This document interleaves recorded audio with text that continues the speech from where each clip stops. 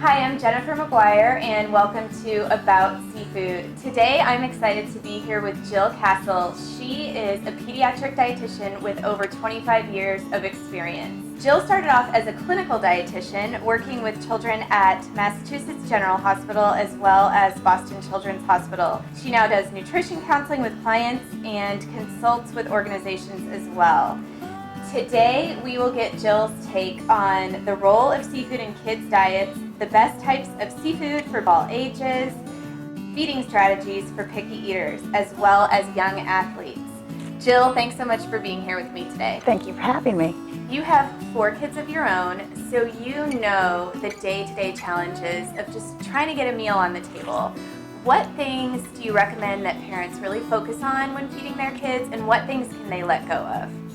So I think successful feeding really comes from having a food system in place, including all the different food groups and knowing what you're planning for mealtime and snacks. Also having a feeding strategy in place. How do you want to feed your kids? How do you want to interact with them? What are you saying to them? What are the boundaries? What's the structure? And then also thirdly, understanding where they are in their development and what their temperament is so that you can anticipate what's going on when they're toddlers versus school-age children, and how to respond, most importantly. The overall goal when feeding children is we want to have it be a pleasant, wonderful experience where children learn to like lots of different foods, enjoy eating, and have community with their family. That's such a good breakdown, and kind of brings me to the question of what things do parents think they need to do at mealtime that they can just forget about? Number one, they think they have to have a gourmet meal on the table. They don't. In fact, children do much better when foods are very simple and they can identify them. They need to also make sure that they're not pressuring their children to take more bites or try this or try that. They need to be more relaxed at the table and understand that children evolve over time. They learn to like foods, they learn to accept them, and it's very important that that table remain very positive and neutral and a place where children like to come. Mm-hmm. Yep, I think we'd all like to be at a table like that. Yeah. So let's dive into a food that we know just about all kids need to eat more of, seafood. Tell us a little bit about the nutrients in fish and why they're so important for kids specifically. So when I think of fish, I think of 3 main nutrients. Number 1, protein. Number 2, vitamin D. And number 3, omega-3 oils or omega-3 fats. So protein is the building block of growth. So our organs, our muscles, our bones, everything needs protein to grow. And so childhood is the growth period. So protein is a very important nutrient. And fish provides that, seafood provides that. Vitamin D is very important for children to consume so that they strengthen and build and grow those bones that they have. They come out of the womb soft and mushy, and those bones need to get really hard over time. And so vitamin D is a great source for doing that, and seafood provides vitamin D. The third nutrient is omega-3 fatty oils. And omega-3 fats, we are learning more and more, are super important for the developing brain, particularly in young children, but for children of all ages and even adults. So, there aren't a lot of foods that are rich in protein, vitamin D, and omega-3 fats. So seafood, all sorts of seafoods provide those sort of trifecta of nutrients in one food, which is really important for children. And there's almost no other foods that are natural sources of those special omega-3s that are found in fish, correct? Correct, exactly. And it's a natural source of vitamin D. There aren't a lot of natural sources of vitamin D either. When you can really pick one food and it's going to hit a lot of highlights in terms of what children need nutritionally, that's always a win. Mm-hmm. Despite seafood having this trifecta of powerful nutrients, unfortunately most Americans, especially kids, 90% are not meeting the recommendation for seafood 2 to 3 times each week. Mm-hmm. Why do you think that is? What are the barriers that you see both working with health professionals and families? So in my work, I've noticed a lot of parents just didn't grow up with fish. They didn't grow up eating seafood at all. And when you're not accustomed to eating foods, you may not know how to prepare them, and that can be a real intimidator for parents. Fish is really one of the simplest foods to prepare. You know, what's I think important for parents to realize is that in that first 5 years of life, children are developing their taste preferences. In fact, 90% of what children learn about food happens in that first 5 years. And so we want parents to offer fish to their children and seafood products. We want them to expose them to those foods early on, because then children learn to like the flavor of those foods. And when they learn to like the flavor of those foods, they eat those foods. And even if you're a parent that doesn't know how to prepare seafood, even ordering it when you're out is a great first step to getting more comfortable with seafood. You talked about the fact that you have to expose kids to foods, and I think a lot of parents think that might mean once or twice, and then they're gonna catch on and start diving in. How many times are we talking here in terms of exposure? Yes, well, it's a lot more than once or twice. So the current research tells us at least 8 times. And 8 times means not 8 times of the same food the same way over and over and over again. Use flexibility and variety when you're offering seafood. Prepare it in different ways with different flavorings, and allow children to see it in different forms. Other research tells us it can take even longer. It can take 15 times or even up to 50 times. But the point is, repeated exposure, offering it over and over and over again, is the single most powerful thing parents can do to help their children like new foods. Yep, and I've noticed when I'm offering my kids a food, they may eat it the first 3 or 4 times, and then they won't eat it a couple times. And so I think it's important not to get discouraged when it's inconsistent acceptance of a food. That's a great point, because one of the things that we also know about the research is that parents give up after 2 or 3 times of offering a food that gets rejected.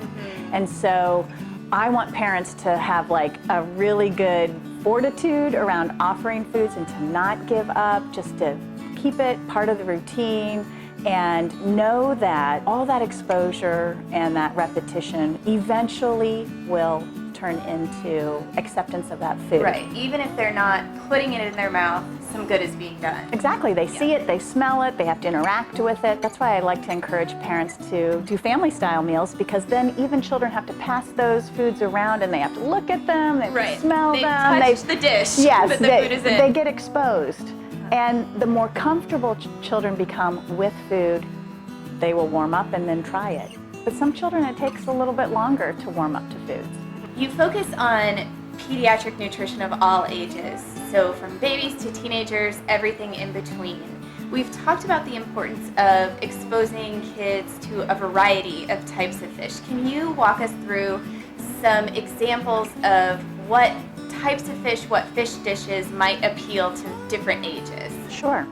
If we talk about infants, it's important to mention that infants can actually have fish in the first year of life, and it is desirable for them to have fish and seafood between 6 months of age and 12 months of age.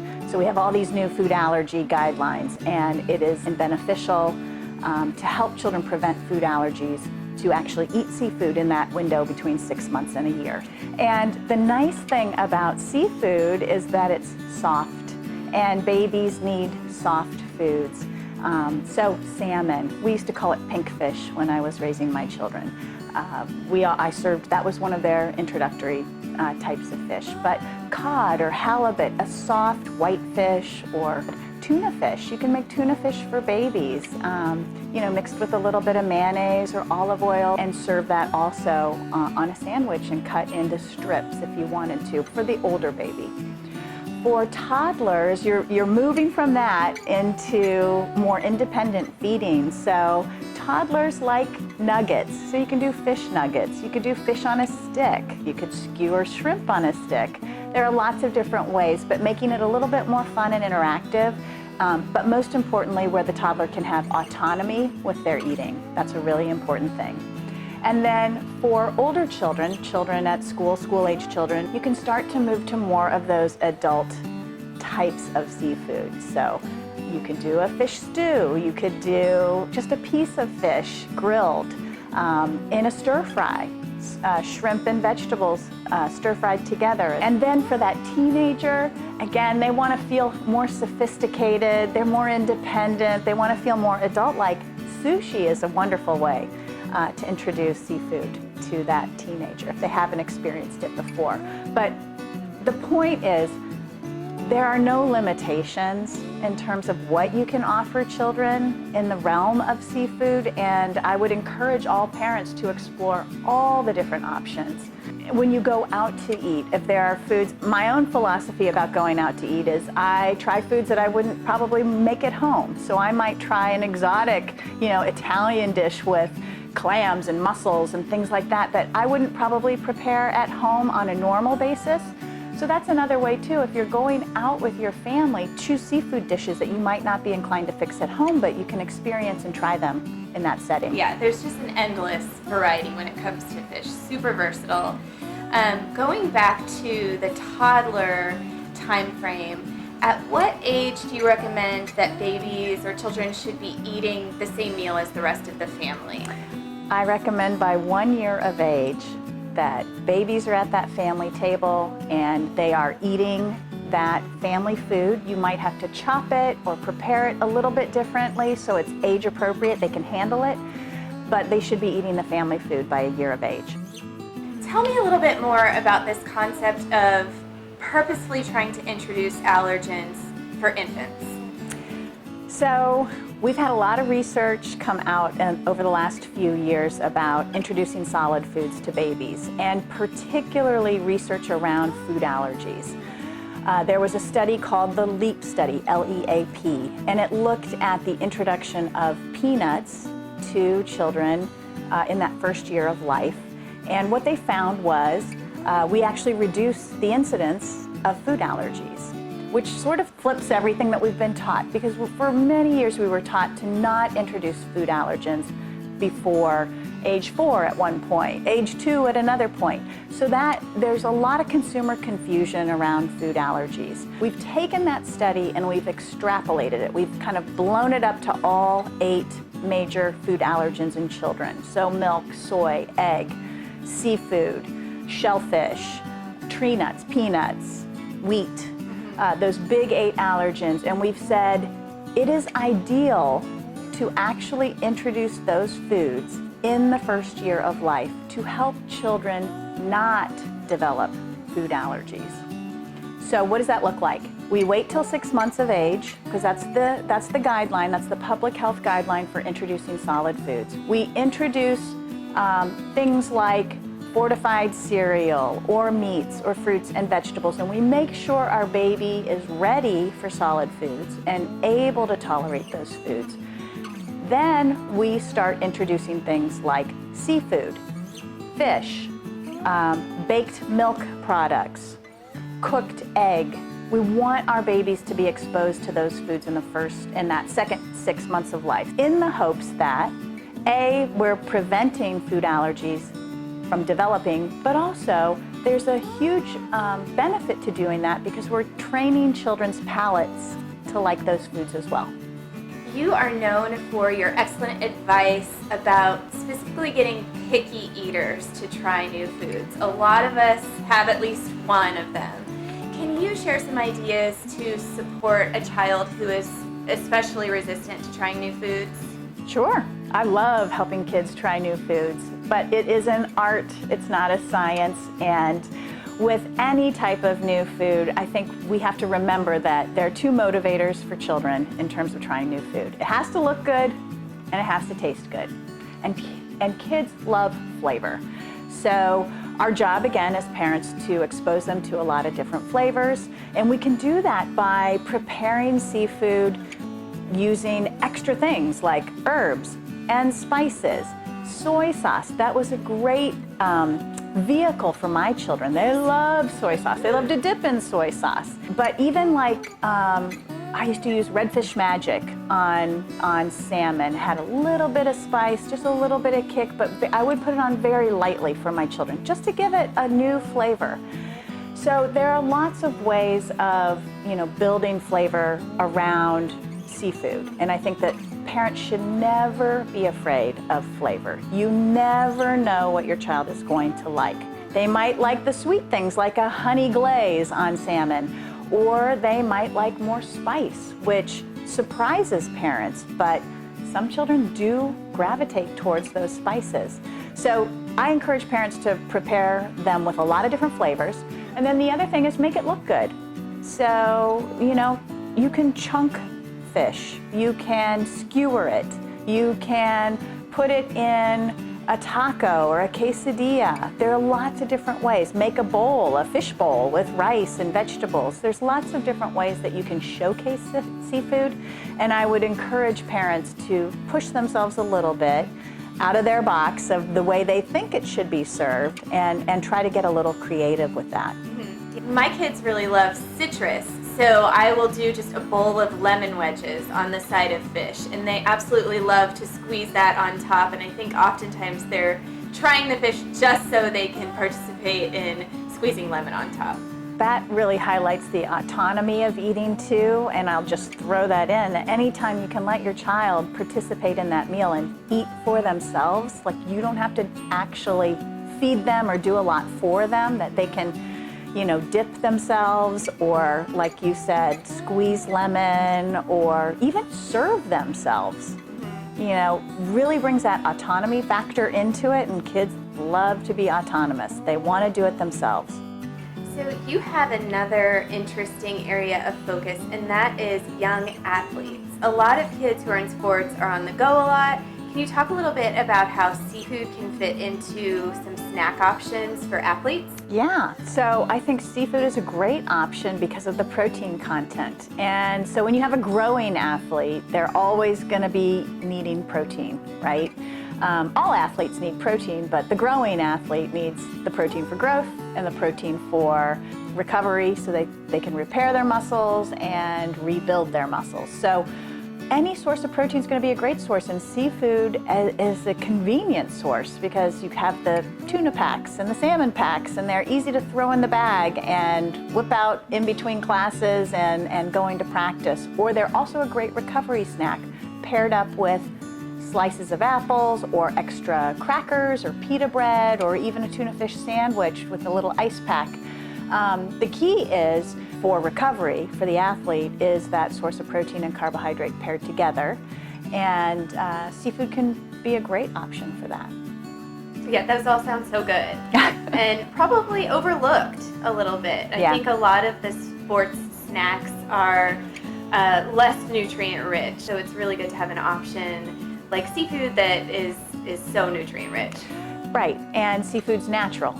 And a lot of the options for athletes are sort of engineered towards sports and supplemented and added to. And those are fine too, but if you're interested in natural sources of fish and you're also getting that benefit of vitamin D and you're getting the omega-3 fatty acids, you get it all packaged into one naturally occurring food. Another point is that little packs of tuna pack a lot of protein. So if we're comparing that to some of the other snacks that are made for athletes, you might have to eat a lot more to get the same amount of protein. So a small pack of tuna might have 3 ounces of tuna in it, and that's about 20 to 25 grams of protein. That's a lot of protein in a small amount of food. And so if you're looking at younger children who do have small constitutions, smaller bellies, you get more punch for that amount of food, that amount of seafood in that little pack than you do if you've got to throw in a bar and a yogurt and all these different combinations to meet that same protein level. That's a really good It's point. a convenient thing. Mm-hmm. So over the years, with your family of 4 kids, you have lived on the East Coast, you've lived in the South. Where in your kitchen, in those different locations, can we find fish? So I'll walk you through my kitchen. That might help. Right now I live in Connecticut, so I have that coastal influence. It definitely makes it so much easier from a fresh fish standpoint. If you were to go to my freezer right now, you would find flash frozen cod, which I use for fish tacos. Super easy. You'll find frozen shrimp. I usually get a 2-pound bag of frozen shrimp, and it's either stir-fry veggies with shrimp, or I make a linguine, is what we call it, that my kids beg for. They love it. In my pantry, you'll find canned tuna, you'll find canned salmon. Sometimes I have the pouches too, but I always have canned tuna. In fact, my husband makes it every weekend. That's what we have for lunch oftentimes. And then in the refrigerator, my husband actually goes to the fish market every weekend and gets 2 pounds of cooked shrimp, and then whatever fish is looking awesome. So it could be salmon, it could be swordfish, it could be cod. Sometimes he makes fish stew, fish chowder. He's actually allergic to bivalves, so we do fish chowder instead of clam chowder. Now, when I was in the South, living in the South, the fresh component was a little bit more difficult to really access, and although it was there, it wasn't as prominent in my thinking, but that didn't stop my ability to serve it and use it. I relied more heavily on things in the pantry, shelf-stable sources of seafood, and frozen sources of seafood. Yeah, I grew up in Nebraska, so it was completely landlocked. And my only fish exposure, essentially, was frozen fish sticks. You know, it was a good start and kind of a gateway to all of the seafood that I enjoy. Yeah, I mean, I also grew up landlocked. I grew up in Indiana, and my dad loved to fish, so we would have lake fish, but my mom refused to cook it. So my dad would always debone it and cook it, and we would all be like, oh, what's it gonna be this time? Yeah. I didn't grow up with a real positive experience with fish, but when I moved to the East Coast,